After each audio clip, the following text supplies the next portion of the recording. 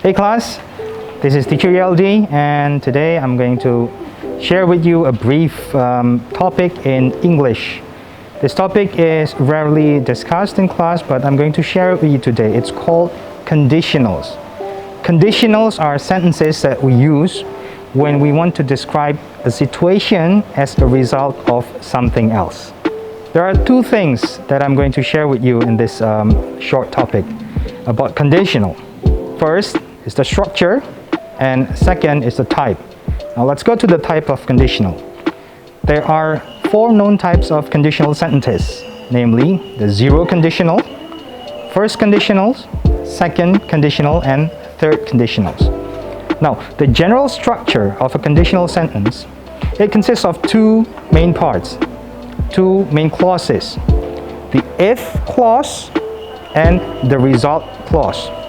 The if clause gives out the condition, and the result clause, of course, gives out the result of the situation when the conditions are met or whether it's not met. Let's talk about the zero conditionals first.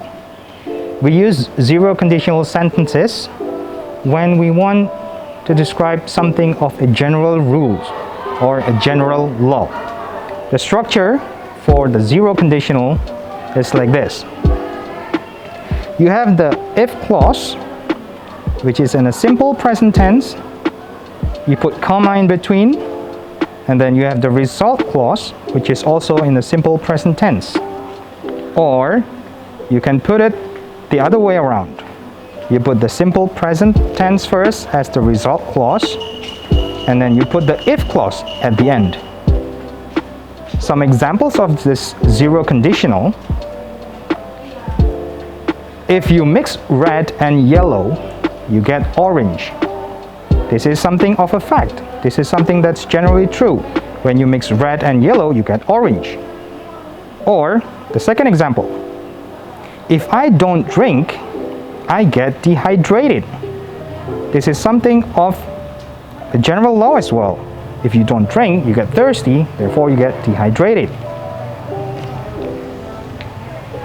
First conditional.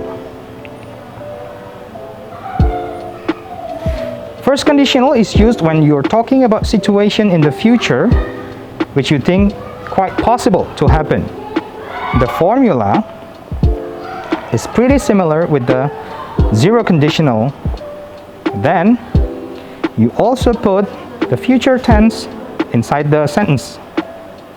First you put if clause, then plus the simple present, you put comma in between, then you use the word then, and then you use will, then you use verb 1 in simple present.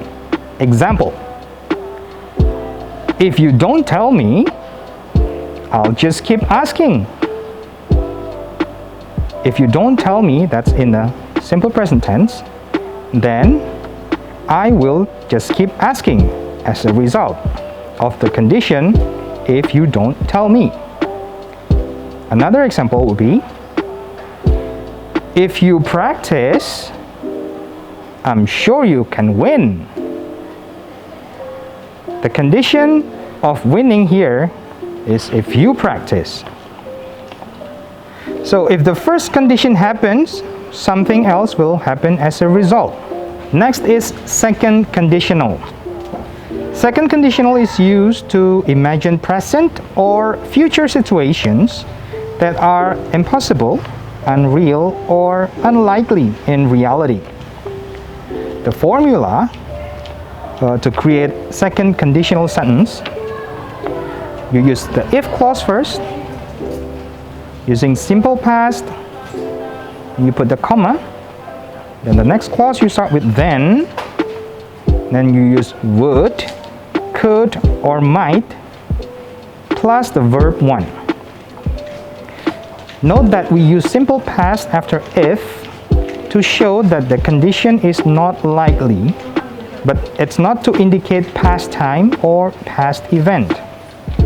Now, so some examples of second conditionals. If I were you, I wouldn't mention about her. Or If she was prime minister, she would invest more money in education sector. In second conditionals, when if is followed by the verb be, it is grammatically correct to say if I were, or if he were, or if she were. However, it's also common to hear these structures with was, especially in the he or she form. So, if she was instead of if she were. Next, and the last one is the third conditional. Third conditional is used to talk about something in the past that did not happen. In a way, it's kind of imagining how things could have been different. The formula, you use past perfect tense in the if clause, and then you use would, could or might, plus have, and verb 3. Please note that the clause after if is different to what really happened. And then the next clause is imagining the result in the past, which didn't happen. So both the result and the conditional did not happen. Examples of third conditional: if I had known, I would have worn something nicer. That implies I did not know, that's why I did not wear anything nice. Or he wouldn't have missed the bus if he had not overslept. The fact is that he overslept, so that he missed the bus. So notice that the both condition and the result here are impossible to be changed now. So third conditional is commonly used to express regret or complain about something that didn't really happen or didn't go as expected. Alright, so there you have it. The conditional sentences, both the structures with examples and the types of the conditional sentences. I hope we all learned together today and hope to see you again in our next topic. God bless you all.